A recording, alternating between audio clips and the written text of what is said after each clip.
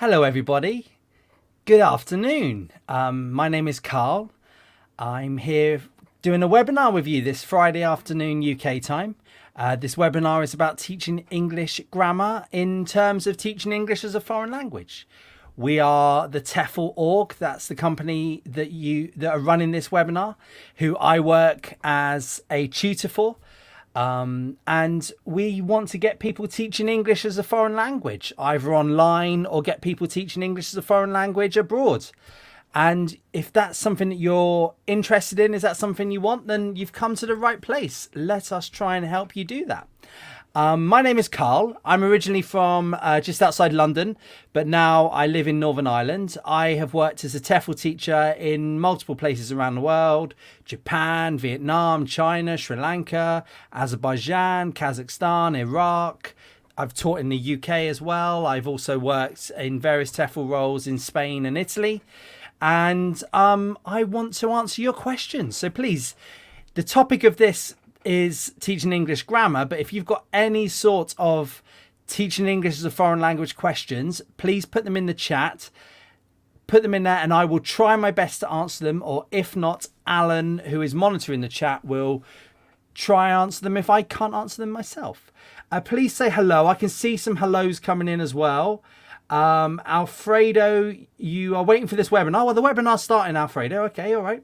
Alan is in San Diego, California. Ark in Reading. Ark, I'm originally from Reading, basically. I've got a bit of a Reading accent sometimes. I put it on, but I've also lost it a little bit. Sands in Saudi Arabia. Hello, Elizabeth in Canada. Wow. John, hi. How you doing, John? You're a regular viewer of these webinars. Good to see you. Oh, great. And thanks for telling me a bit more about you, John. Hello, Mindful. Hello, Christina. Hello, Shilpi. Hello, John. Hello, everybody else. How are you doing? So basically, the topic of this webinar is teaching English grammar. And I'm going to run through a little presentation here. One thing I would say to you about teaching English grammar is that people have different ways of teaching grammar.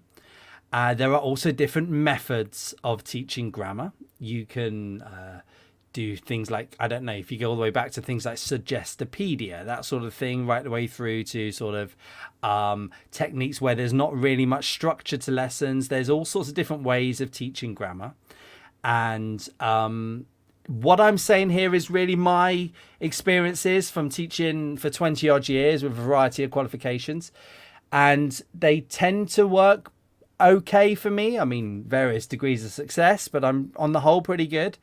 And whether you're teaching adults or whether you're teaching kids, and the sort of classes that you're teaching might also make a difference to the way you teach grammar. So if you disagree with me, please put it in the chat. That is absolutely fine to disagree with me about anything I say. It's also absolutely fine to put into chat that you do agree with me. So please, comments are very welcome. I'm a big guy. I can take any negativity that you guys might throw at me. So first thing I want to say, because a lot of the people that view these videos they're new to teaching English as a foreign language, and one of the things that I get asked a lot of is, I haven't got any grammar knowledge, Carl.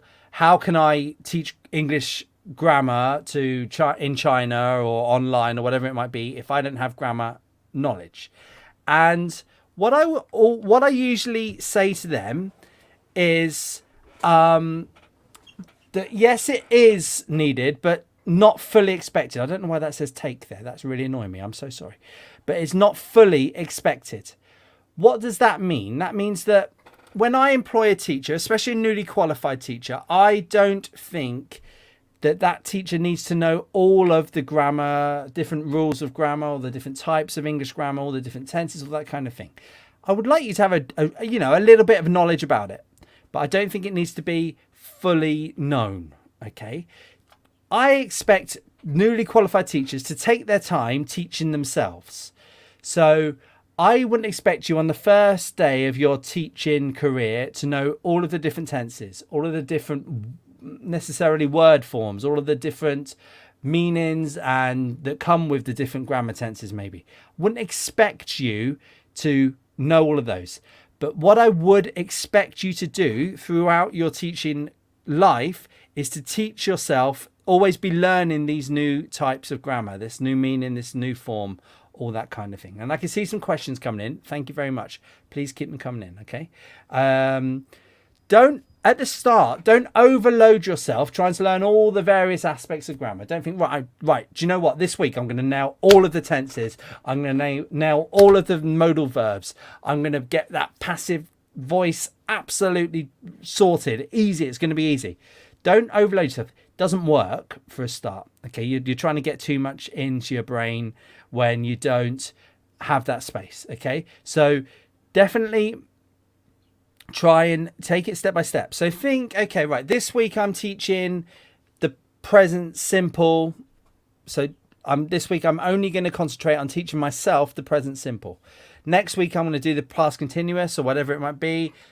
Deal with that next week. Okay, don't try and get all of the grammar into your head at the same time. Look at your syllabus. Look at what lessons are coming up. Concentrate on those. You know, before you plan your lesson, take some time to look in a textbook about how it's presented. Look at the rules on the back of a textbook. Get yourself a nice grammar book and just go through that. Okay? All right, take your time. Students' prior knowledge. That's the other thing to be aware of when you're thinking about grammar, is the knowledge that your students will have around the world. So if you're going to go teach in China, for example, Chinese students will have been learning English grammar for quite a long time. They probably started in primary school. They'd probably then carried it on in senior school.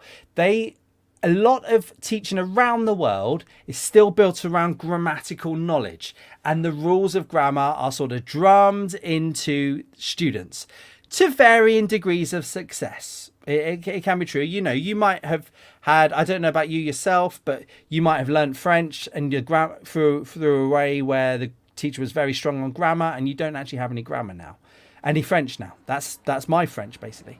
So there are varying degrees of success, but probably the rules of grammar are known by the students before they meet you. You will probably not be the first person ever to teach them English grammar. Keep that in your mind, okay? Now, on rare occasions, yes, that is true. That has happened to me, but this is really quite rare. Most of the students in paid language schools will have got some grammatical knowledge, okay? Definitely can still see the questions coming in. Thank you. Please keep them coming in. I'm going to get round to them, I promise, okay? Going to be with you for about 45 minutes in total, 50 minutes. What the students really, really want to do is practice the grammar.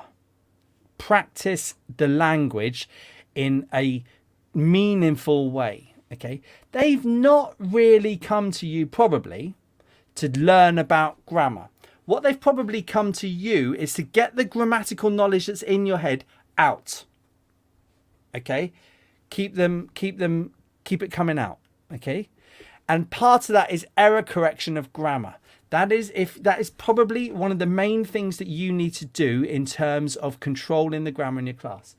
If they are repeating similar grammatical errors. So for example, the present continuous, they're forgetting to use the auxiliary verb, and they will say, I walk in, I teach in. You know, your job would be to make sure they know that the present continuous is subject plus auxiliary verb be plus, in the present tense, plus the gerund, the verb ing. They know that. What they want is for you to correct them and to get them practicing it. Okay? All right? Good. Now, part of teaching grammar is knowing the meaning, is knowing the form, and is knowing the pronunciation of grammar. Okay? All right? So let's first talk a bit about grammatical meaning. What is grammatical meaning? Now, if you put that into Google, define grammatical meaning, you'll get quite a long definition of it. Okay? And they'll probably throw some special words at you that you might not maybe understand. You might do, fine, but you might not. Now, this is my definition of grammatical meaning, and please, if you and this is quite a narrow definition, it probably broadens out quite a bit. That's what I'd say. But this is my definition of what I believe grammatical meaning is. Basically, what does the grammar talk about? about the time period of the sentence or phrase. So looking at the grammar of, this is the grammar of a sentence, what time information can you get about that sentence? So that could be something like past simple, ed, verb endings. We know it started in the past, we know it finished in the past. Okay, the sort of grammatical meaning that we get, the time meaning. That's one of the definitions that I've got about grammatical meaning. The next thing, it can also mean who does the action. So who, from the word order of the grammar in the sentence, or the tense, active or passive, sorry, voice, active or passive, who does the action. We get that from the grammatical meaning. That's what I believe, okay? And also sort of the certainty or obligation that might come from the sentence. So that's using things like modal verbs, should, may, might have, this sort of thing, all these certainty that comes into it. Those are the three main things that I get when I'm talking about grammatical meaning, okay? If your eyes have glazed over at this point, I'm really sorry, but just stay with me. I'm going to get to it, how we use it in the classroom soon. But I think it's important when you teach yourself, you first of all look at the grammar you're going to be teaching in the class. What meaning does that grammatical point hold? Okay. Next, the form. And this is basically the letters or the words that tell us the meaning. So in terms of this certainty obligation, modal verbs, you're looking at the may, the can, the maybe the should, will, these kind of phrases sort of thing. The modal verbs that come from it, those words give us the meaning. The words can also be things like auxiliary verbs in terms of the present continuous or the present perfect. Can also be the suffixes or prefixes that might give us the meaning of the grammar. Okay, that's the form. So past tense, ed, past simple, we know the grammatical meaning is something finished in the past. What is the form that tells us that? The letters ed or d, whatever, depending on the spelling rules. Then finally, the thing you need to sort of teach yourself, and this is important, is the pronunciation. Some grammatical points don't have some sort of special pronunciation, but some do. For example, again, looking at the endings on verbs, if it's pronounced ed, or is it pronounced like a T sound, or is it pronounced like an id? So want, past tense, wanted, pronunciation. Walk, past tense, walked. Different pronunciation that comes with the different form. Okay, so teach yourself that. Look at each grammatical point. I need to know the meaning. I need to know the form. And do I need to know the pronunciation? There's also things like spelling rules that might come into the form, but definitely those are the key three things that I think you need to know when you teach yourself a piece of grammar. Okay. Again, I promise you I'm going to get to some questions. I promise you. Now, this is the important bit, because obviously we are a Teaching English as a Foreign Language company. We're trying to get you teaching. How do you teach grammar?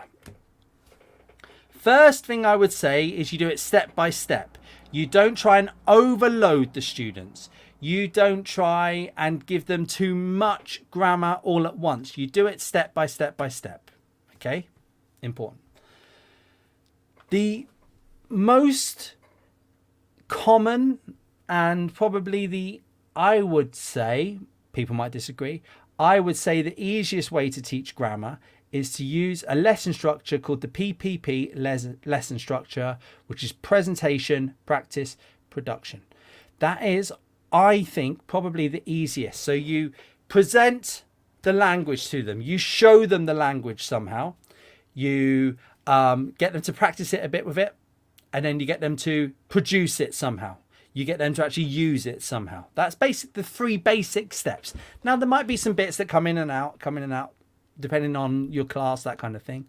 But that's really the basic three steps to a grammar lesson. Okay. And within that, there are two different ways of doing it, which is either deductive or inductive. And in terms of deductive, you're basically you are sort of giving the students the rules. You are saying, right, you write on a whiteboard, these are the this is the form of this grammar that we're doing. This is the meaning of the form that we're grammar.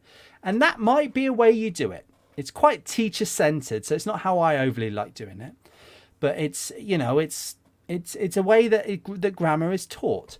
However, and it's quite common with the PPP. However, I believe you can bring in a bit more of an inductive type of way where it's more student-centered.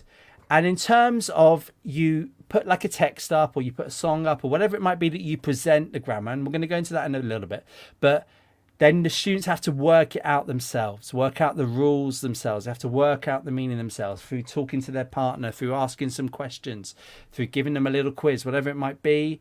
You are getting them to work out how to do it. I think that's a better way of doing it. It's definitely more student-centered.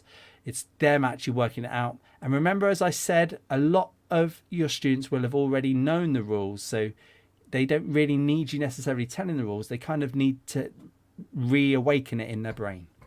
Okay. Thank you guys for staying with me on this one. So let's talk a bit about the presentation stage. So this is basically where you show the target language to the student somehow. So if you're going to be doing a past continuous lesson, you somehow get them to notice the past continuous tense. Okay. So how do you wouldn't necessarily say, right, this is the, you won't write, this is the past continuous, and then you write a past continuous sentence up there. I wouldn't necessarily recommend you do it that way. I would somehow try and get them to notice it themselves. So you might have a story with quite a lot of examples of it. You might have a song with a few examples on it. You might have something like a YouTube video with lots of examples in it. That one. Try and give them some good, and in an ideal world, real world examples of the grammar that you've decided. So on your syllabus, it says past continuous. Hopefully you've got a textbook that will help you with this, but you might not have a textbook and you've got to find it yourself. You try and find a text which has some past continuous in it. Okay. Some of the ways you might do it is through a song. And then they might do a little activity around the song, filling in the blank, something like that, answering some questions, looking for some vocabulary. You might find something like a YouTube video with lots of examples on it. You might find a newspaper article. Yeah, something like that. You might find a story. You might find a clip of a story somehow. These are some of the ways. And you put that in front of the students and you do a few activities around it where they have to notice it. You might get them to underline certain grammar points. You might get them to highlight it. You might get them to answer a few questions. All this kind of thing, depending on the inductive or the deductive approach that you go to. And you sort of go down that route. And if it's deductive, you sort of tell them, right, this is the meaning, this is the form. Okay. If it's inductive, you allow them to work it out themselves. Right. Hope that's clear. Any questions, please put it in the chat.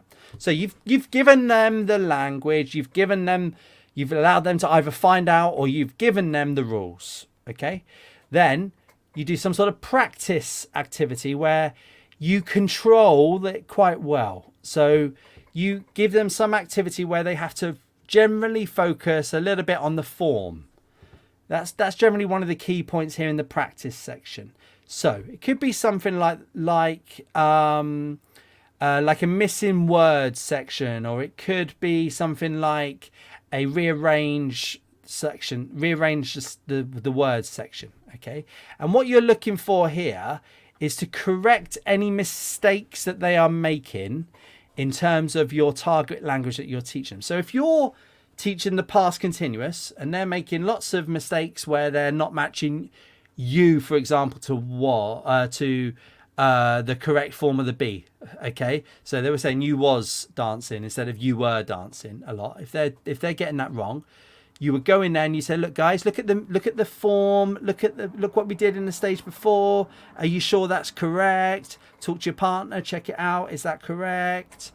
Keep to that. But if they're making lots of other mistakes at the same time, you might correct them. But the key thing is to correct the grammar point that you are teaching. Okay. And as I said, you might have something like gap fills. So something like you give them a sentence, there's a missing word, you give them a basic form of the verb, which is not the right form that you're choosing, and you'll say to them, right, you need to put that into our target language. You might have a sentence rearrange where you put the words in an order and you put them in the wrong order, they have to put them in the right order, that kind of thing. You might have a multiple choice, so you give them 3 different verbs, which one is correct in this situation. You might have some sort of matching activity where they've got to match a picture to the correct one, and then they look at the sentence and do some work on that kind of thing. All right, so those are some of the typical activities that come into a practice section of a PPP lesson. Okay, then production. What is the production stage? Here's where the students focus on the form and they focus on the meaning altogether. Okay, and they have a bit more freedom here, the students. Before, you were sort of with something like a gap fill, you are sort of making sure that they get the form quite correct. With the production, they will actually be using the rules that you've presented to them.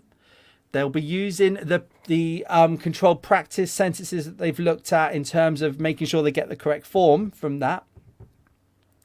Then they have some sort of activity where they have to produce that grammar point correctly. And again, you might be error correcting. And again, at this stage, you might go back, if they're really having trouble, to the presentation side of things. And you might have to present it again if they're really having trouble. But the key thing is that they produce something that allows them to use that language. And what you're sort of looking, the sort of activities you're looking for in the production are something like role plays. You give them you give them like a job or something like that, and they have to produce it, and they have to make a story in the grammar tense that you're using. For example, might be find someone who. You give everyone a piece of paper, that's who they are. They have to go around and ask questions in the grammar tense. They have to find that information, decide who is who on the form, something like that, in the grammar tense that you are teaching that day. Something like a spot the difference. You might have a before and an after picture. They have to circle the differences, and then they have to make a sentence about it. Something like that. Might have something like a board game. If you can find a board game that matches your grammar point, or you give them a little task to do every 5 spaces, something like that. Also could be like sort of picture cues, that sort of way you rearrange some pictures in order and then they have to make a story, something like that.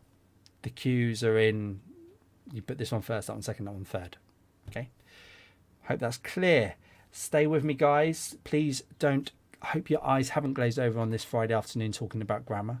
I quite like talking about grammar. I can talk about grammar for quite a while, so sorry if that's the case. My top tips from 20 odd years teaching English in a range of different roles and with a range of different qualifications. My top tips for teaching grammar is my first one is students will try to catch you out. They will go, teacher, I see you have that there in the past continuous, but how would you write that in the present perfect continuous, teacher? And you, as a newly qualified teacher, you might be like, you do the good question, Abdul. Love that question. Great question, that one. Yep. And in your head, you're trying to work out what the present perfect continuous is. You've got no idea because you're new to teaching. So what would be the correct answer to the student would be something along the lines of, well, thank you very much for that question. That's a good question. But today we are concentrating on the present continuous. So if we can just stick to the present continuous, and if you look through your syllabus or your textbook, you'll see in about 4 or 5 weeks we're going to be doing that one. So if you can just keep that question till then, that would be the perfect one for you there, okay? And frantically, in the next break, you're Googling what the present perfect continuous is. I've seen somebody's put there that they might turn it round. John, you might turn it around. That's fine. You might say, well, actually, Abdul, how do you do that? But the problem is, how do you know if he's correct or not? You don't, okay? So the key point is to stick to your language for the day, because you've learned that one. You don't do it all, okay? The next thing, especially I found at the start, is, I'm not sure. Sorry, I can't answer that one. I don't know that one. Because that's not today's lesson, and I'm not sure about that one. I'm really not sure. Sorry. And there'll be what, a teacher that doesn't know the answer? But I actually think that's perfectly acceptable to say myself. So I would just say, look, I'm not sure. I will get the answer to you in a couple of days. I will get the answer to you at the end of the lesson, maybe if you know you've got a break, something like that, and you think you're clever enough to Google it in that time.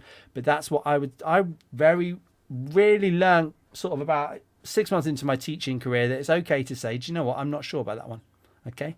Then the next thing is to mix up your activities and mix up the presentation side of things. So don't just always do a gap fill. Don't always do a gap fill. Think, okay, do you know what? Instead of a gap fill, right, today I'm going to do a gap fill because you love gap fills, for example.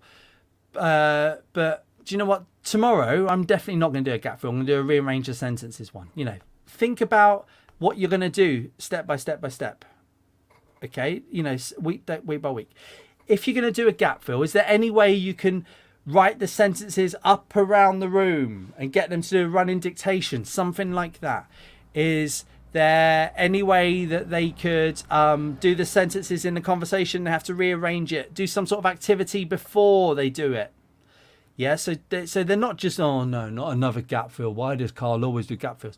Think about some other ways of doing it, okay? Also, think about mixing up the presentation side of things. Throw in a song, throw in a YouTube video, throw in a TED Talk, throw in a story, throw in a news article, something like that. The way you sort of present it gives them a bit more variety. Makes it a bit more fun. That makes it a bit more interesting for them. Okay, don't just always do the same sort of similar thing. Okay, thank you for sticking with me on that. Thank you. Now, let me get through to some of these questions. Okay, I'm going to have to scroll back a bit. Please, thank you. Any questions you got, throw them in there at all. Okay, throw them in and I'll do my best to answer. Let me get past all these hellos. Hello, everyone. Michelle, you sent this question about 20 minutes ago. I hope you're still with me. Are there some websites or textbooks that you can recommend, please? I like the English grammar and use books. Lovely ones. But no doubt there are many others. Yeah, so there are lots of different books. And it does really sort of depend on you. You find one you like. So what I'd say is I'd look online and see if you can have a look at a little chapter and if you like the way it's presented. I quite like this one. A Student's Introduction to English Grammar. That's the one that's sort of gone with me as I've gone around the world. It's quite wordy, and there aren't the activities that you would get with an English grammar and use one. Okay, you wouldn't get the activities that necessarily get you working on grammar. But I think for a teacher, it does go into a lot of detail. So I like that one, Michelle. However, please don't all rush out and get that one. Okay, it's really quite wordy. It goes into quite detail. So you might want to. I think the English grammar and use are pretty good, and they're also pretty good for giving you activities that you can use in a class. Okay. Websites. I think the British Council websites are generally pretty good, Michelle. I'd go down that route for particular grammar points. Okay. Hope that works for you, Michelle. Good luck. Tim, is that a question?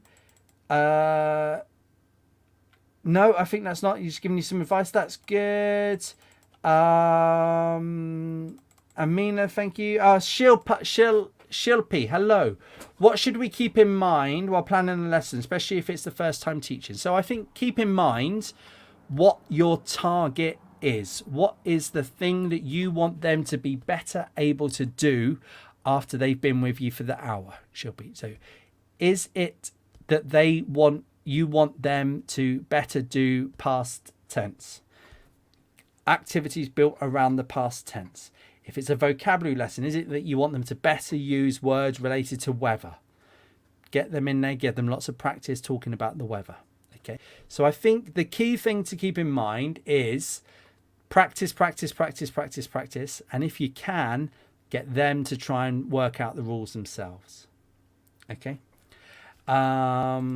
William, your point there about some UK students don't have good knowledge of grammar is exactly what I'm trying to say. Is basically that when you're a native speaker, especially like me, I came from a British school. I came out of high school with no knowledge at all of English grammar. That's why you have to take it slowly and step by step, and don't try and teach yourself too much And don't try and overload the students, because you're the one that's going to get in trouble.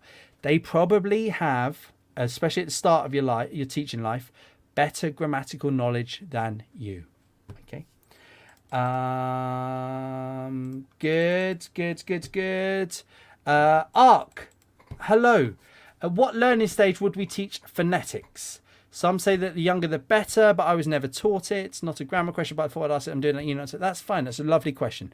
I think most students want to get pronunciation in as much as they can. I think if you ask most people why they're learning English, they will probably say, I want to speak it better, is quite high.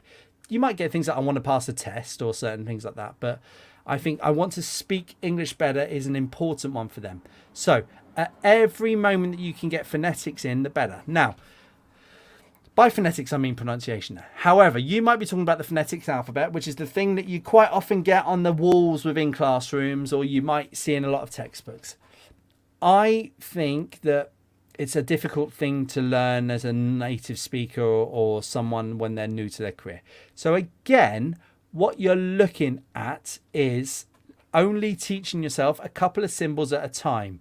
And quite often, you sort of look at one symbol at a time within most textbooks. They don't overload the students with lots of different symbols. Okay, so try and think if you can concentrate in one lesson on just one symbol and how to pronounce that one symbol, like the sound, th sound, that sort of thing. You concentrate on that one on the Monday. The next day you might go around the sound. Okay, I hope that probably sounded terrible in the microphone. I apologise for that. I don't even know why I chose those sounds. Terrible idea to choose those sounds when I could have done a consonant sound, a proper consonant sound. Well, THs are consonant sounds. Now you've set arc, you've now set me off on one. So I would try and get it in as much as you can. That's what I would say. And at any stage that you can. All right. Did that answer your question, Arc? I think it did. Raminder, I'm glad that was well explained. I don't know if that was probably, you said that 20 minutes ago. Now I've stopped explaining it well. Right, now I've lost the questions. It's going well. Yep, students, I have been trying to catch you out. Yep, for sure. They are, Chuhan. That's what they like to do. They like to catch you out at all. Tim, well done. Thank you for saying you've used the I'm not sure. I think it's absolutely fine for saying I'm not sure. Okay. Tim, I'm not going to say whether your English is good or bad or not. I mean, look, you've got a lovely use of ellipses, full stops there. I don't know. Could he do that? You look at your punctuation. It's perfect there, Tim. Not sure on emojis, but, who am I to judge? Okay, Nagamitra. Hello, I'm sorry if I've not said your name there correctly. 427, Alan, if we can highlight that one. How to use I was thinking. So, are you saying are you trying to ask me a grammar question, Nagamitra? I think that's a bit harsh, trying to sort me out on a Friday afternoon, but we'll try my best. How to use I was thinking. So that's a past continuous sentence. So it's quite often used in something like I was thinking about cooking when I saw an advert for a pizza restaurant and phoned for a takeaway. So, usually it's in the past continuous. Why am I pointing that out? It's like a past continuous. And then within that, there is a certain thing that happened. Okay. Does that help you? The form is subject plus the past tense of the be, was or were, depending on the subject, plus verb ing. Nagamitra, if that's what you're asking me. Leanne, any suggestions for very shy or scared stiff students? Yep. Had that a lot. The key thing there is pair work, pair work, pair work, pair work, pair work, pair work, pair work. Don't even give them a little sniff of talking in front of the whole class. You might lose them. Okay, so put them with someone who looks like a similar personality type, maybe not someone that's going to overpower them, and see if you can get them to work together, try to help each other, and get in there. Don't if you're quite tall and big like me and you're overpowering someone like a Chinese 12-year-old who's really shy, come down to the floor, get down on your knees at their eye level. that kind of thing. You know, typical things that you would do just generally with shy people. And there's nothing different about shy students. Okay, you know, don't be this big bold person in front of them. Come down, be quiet, that kind of thing. Don't make them scared, and just try and give baby steps. Try and get them to just speak a little bit in the first class, even if it's a tiny bit. You've won a little bit there. Okay, then try and build on it every lesson. Okay. Thank you very much. Let's the questions have just stopped there. So thank you everybody for saying about the types of books that they might use. Yeah, I think Elizabeth, practical English usage is also good. Kexis, hello. When should a teacher start speaking in the country's language they're teaching in? How do you know the students don't follow what you tell them? Interesting question. Well, every place I've ever worked, Vietnam, I came out of living in Vietnam for a year. I have no Vietnamese apart from directing a taxi left or right, because that was the survival Vietnamese I needed. Japan, bit better. I got myself a bit of Japanese. Never, ever, ever used it in the classroom. China, my Chinese is terrible. My Spanish is not bad, but I don't necessarily, I've never used it in a classroom when I'm in Spain. So the short answer to that is I don't think it's important. What is it important is for your survival in that country. It does not need to be used in the classroom, and it's really important to know that you're probably not being employed to speak that language in the classroom. You're being employed to teach them English. So why would you necessarily do that? So how do you know whether the students are following what you're saying? You use things like concept check questions. So you would, in terms of teaching the meaning, you would ask them questions to check their understanding. Okay, you ask them questions to check what they are following is. So you might say, okay, which was the first thing that happened in the sentence, Kexis? What letters tell you this, Kexis? What words tell you this, Kexis? How do we know this, Kexis? Tell your partner, Kexis, what this means.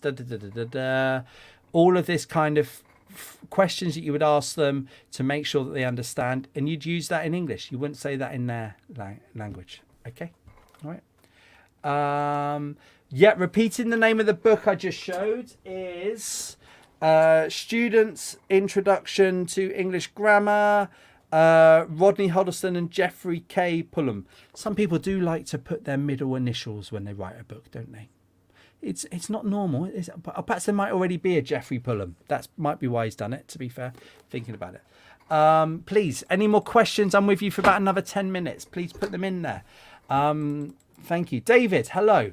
If a student has an intermediate command of spoken language, but very little grammar, where to start in a systematic way? Is there a suggested sequence, present simple? Yeah, that's a good question to ask. So, right, if I would be first thing I would say is, are they an intermediate speaker if they don't have little grammar? I don't know what you mean by little grammar. Do you mean grammatical accuracy, David? If you mean grammatical accuracy, so they might be really fluent. They might have a good range of vocabulary. Their pronunciation might be really good, but every sentence has a grammatical error in. There, they sort of just really need a lot of error correction. They need to be noticed what the errors are. Okay, you need to say to them. So if they say, oh, David teacher, yesterday I ate a pizza. The pizza was delicious. It was the most delicious pizza I've ever had. Some lovely mozzarella. It was round. It was a thin, crispy crust. It was cooked to absolute perfection. But yesterday I ate a pizza. And you're like, Carl, you eat a pizza yesterday? Yes, teacher, I eat. Oh, no, teacher, I ate. They probably need a lot more of that if they are an intermediate level. Okay. However, if you're looking to teach them, you're sort of looking there really for a sort of a syllabus, David, aren't you really? So what you're probably looking at is something like you teach the present simple first, then you probably teach the past simple, then you might teach something like the present continuous, then you might teach something like the past continuous, and you sort of build up on the present simple. That's generally how textbooks present it. What I would suggest to you, David, is if you believe they are an intermediate level of English, I would recommend you get hold of an intermediate textbook somehow. So go to a library, and your local library will have an English as a foreign language textbook of some description.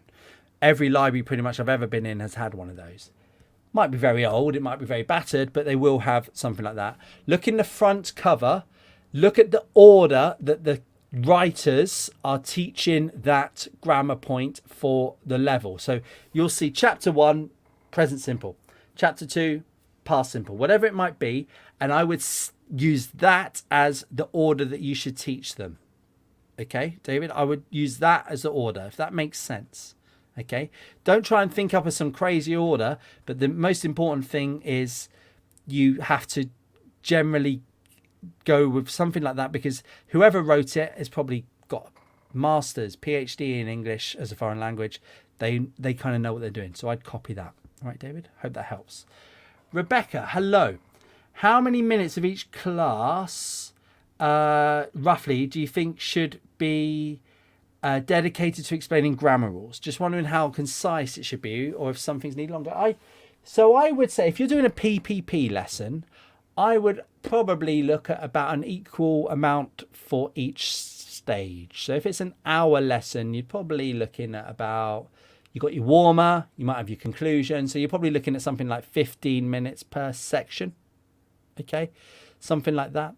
I think if you go down the route of deductive, where you're telling them the rules, don't overload them. Don't stand up there for too long.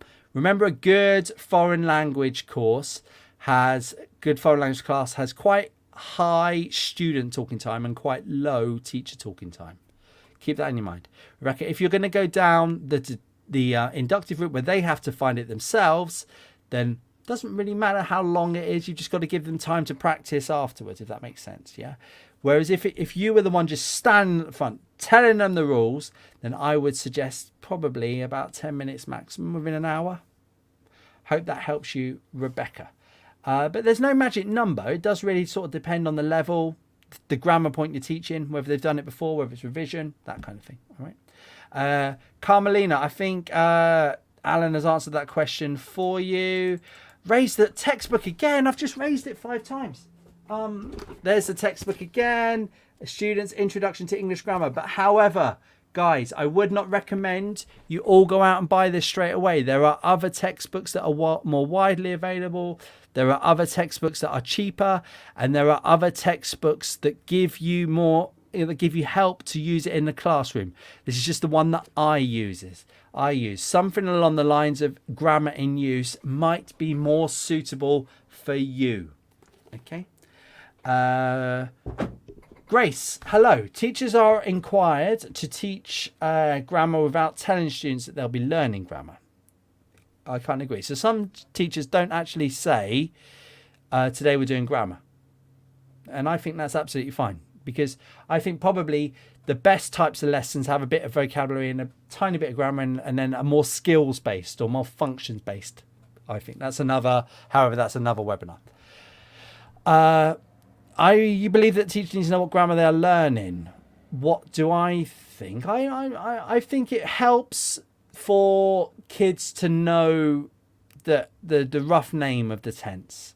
However, I don't think you need to bog kids down too much with names of flashy words and flashy tenses, that kind of thing. I think the best thing to do is to get them practicing and get their confidence really. It depends on the age of the kids and the level of the kids. All right. I hope that helped you there, but it sounds like we might disagree, which is absolutely fine. M. Shadbolt, hello. For a casual English learner who wants a quick, easy answer to apply daily straight away, but I can read ahead and I can see you asking me one where that's not very possible. What rule would I give for when to use simple past versus present perfect? Okay. Thank you for this one at 4:45 on a Friday. I would say, does the event that you're talking about have an influence on what it is, on the current situation? If that is a yes, present perfect. If it is something that is finished in the past and doesn't have a direct effect on what happened today, I would use past simple. I'm not going to go into any more than that, Shabbat. Have a nice weekend. Leanne, any website recommendations for classroom icebreakers? I find that the best icebreakers, if you've got a group of students you're meeting for the first time who don't know each other, who might be shy, I quite often find that the best icebreakers are ones where the teacher ends up looking like an idiot, or the teacher ends up looking kind of cool in terms of telling them their life story, the teacher's life story. So one of my favorite icebreakers is, for my first lessons, is I put a picture of my family up and I talk a bit about my family. That's my icebreaker. I quite like it. It gets them asking me questions. They're generally a bit interested in it. And then I say, okay, guys, if you're happy to, please take out a picture on your phone and tell your partner about your family. I find that quite a nice little icebreaker. Okay. Anna, hello. Some of my classes are only 25 minutes long. Wow. How much time should I spend on introducing grammar during such 5 minutes? I'd say, well, let's work this out. Let's say 5 minutes for your warmer, 5 minutes to set homework. So that's 10 minutes gone.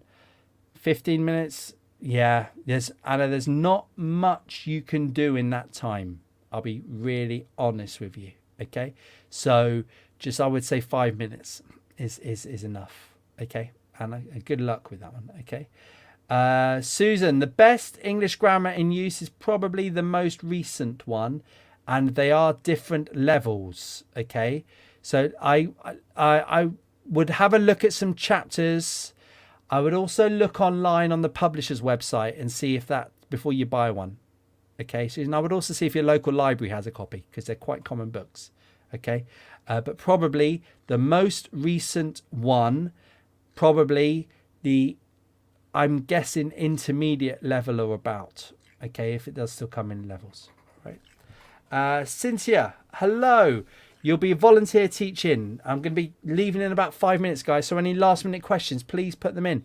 I will be volunteer teaching 15 to 18-year-old kids through online pre-prepared videos. What should I be looking out for? You don't say. Do you say how long the videos are? No, you don't say how long the videos are. I like the idea of themes. Yeah, I think that's good. So I don't know, holidays might be a theme. You give them some holiday vocab. You give them some. You could say future vocab for what you will be doing on your holiday, or you might give them some past grammar, on what you did on your holiday, something like that. I think themes, I quite like that kind of thing. Ask each other questions. Themes seems nice. 15 to 18-year-olds, yeah, I reckon a theme. Go down the thematic route, Cynthia. I hope it works out for you. 30 minutes you've put there. I think 30 minutes themes where you could do it over. I would be kind of tempted to do the first 30-minute class on vocab and then the second 30-minute on grammar. I would be kind of tempted if that's something that you can do. All right. There you go. Someone did put about the level of the books in English and use. Thank you. Ash, hello. What will I suggest for expansion of English vocabulary? Right. I've got a lovely website. Well, I've not. It's not my website. I'd love to have made it. A website I know called vocabulary.com. I think it's a really, really good underused website for improving vocabulary. So I would recommend you go to vocabulary.com, and what I would recommend you do is little but often. Okay, so don't try and spend an hour learning new words. Try and spend every day 10 minutes learning new words. I'm learning Spanish like that at the moment, and I think it's going okay. When I finally get to go on holiday and they drop me in Madrid and I've got no idea how to speak Spanish, I might be completely fooled out. But I think little but often is the best way to do it. I think there's lots of research out there that says don't try and learn more than 12 words in a day. I think if you try and learn more than 12 words, I think there has been some pretty good research by people with PhDs, much cleverer than me, with lots of letters before and after their names, that have said the brain can't do on average more than 12 words a day. So I would not go more than that. All right. Lisa, direct and indirect speeches. Oh, See, Lisa, there you're sort of asking me on a specific grammar point.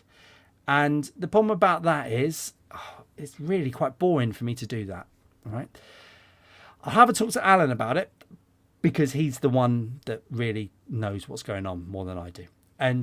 But I would say probably, Lisa, the best thing, if you want to know more about indirect and direct speech, is to Google it and to look at the hundreds of YouTube videos that are already out there.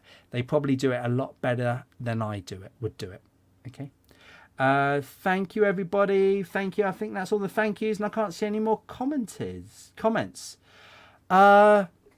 Listen, guys, thank you very much for staying with us here for the last 50 minutes where I've talked about English grammar. If you want to know more about getting into teaching English as a foreign language, I really recommend one of the first things that you can do, one of the first things that you can get onto is our website. Okay. If you go to TEFL.org, the TEFL Org's website, if you go on there, if you want to get into teaching, there's things on this at the top here about how to get into it. New to TEFL, great little section. If you want to be a teacher and you're not sure how, get into it. If you don't know what qualifications you want, what qualifications are the best ones, go on there, look at it. If you want a job, we've got sections on there about how to get jobs. There's also this fantastic blog section here. And if you go on this on the right hand side here and you click on that, and lots of subjects and topics have been covered on there. So I don't know, you want to teach, you want to learn more about young learners, okay? Put that into the search thing. Hopefully you've got a faster internet connection than me, and there's information there about teaching young learners, okay? You want to go teach in, I don't know, let's say my favorite thing is Vietnam. One of my favorite places I've ever taught is Vietnam. You go on to, you search your blog post, you type in there Vietnam, do a little search, you'll find some information there about teaching in Vietnam. There's loads and loads of different sections, loads of different information on there. Definitely TEFL.org is a good starting point into getting yourself into teaching as a foreign language. If you've also got some questions, we've got the chat with us section down there, or please ask us a question on the Facebook page and we will get answered to you. Okay. Thank you, everybody. I hope you've enjoyed this. I really look forward to seeing you again soon in another webinar. Have a good weekend, everyone. Look after yourselves. Thank you very much. Cheers.